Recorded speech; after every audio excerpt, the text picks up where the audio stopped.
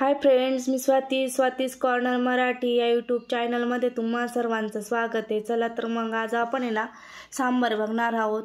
खूप छान अशा पद्धतीने कुकरमध्ये 15 मिनिटात होणारं सांबार बघणार आहोत। त्याच्यासाठी साहित्य बघूया।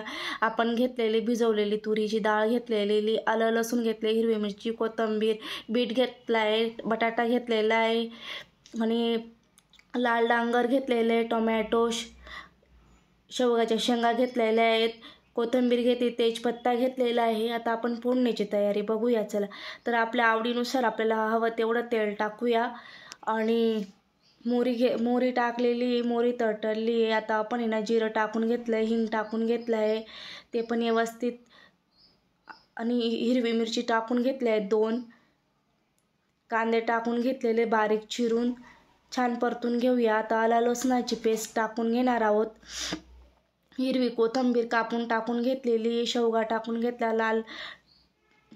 लाल डांगर टाकून घेतलेले, बटाटे आपण बीट टाकून घेतलेले, कलर येण्यासाठी आपण नॅचरल कलर येण्यासाठी आपण बीटचा वापर केलेला आहे। आणि आता बघू शकता टोमॅटो टाकून घेतलेत।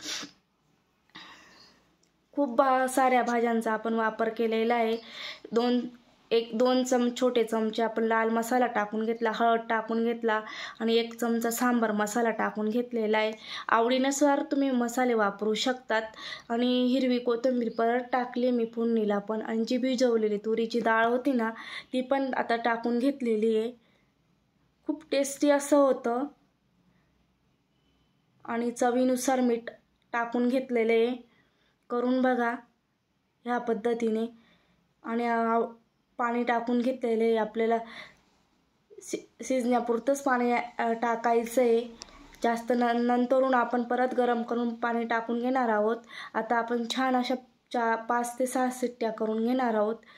बघू शकता किती छान अशा आपण सांबार तयार झालेलं आहे। आता आपण व्यवस्थित चाळून त्याच्यात गूळ आणि परत कोथिंबीर टाकून घेतलेली आहे। गूळ यासाठी टाकतो ॲसिडिटी वगैरे होऊ नये आणि वेगळीच टेस्ट येते, खूप छान लागतं सांबार इडलीसोबत। इडलीचा पण व्हिडिओ टाकणार होते पण थोडे क्लिप माझ्याकडनं डिलीट झाल्यात, त्याच्यामुळे इडलीचा व्हिडिओ नंतर येईल कधीतरी। आता आपण सांबार आपलं छान उकळून झालेले बघू शकता, कलर वगैरे। आणि स्वातीज कॉर्नर मराठीला सबस्क्राईब करायला विसरू नका।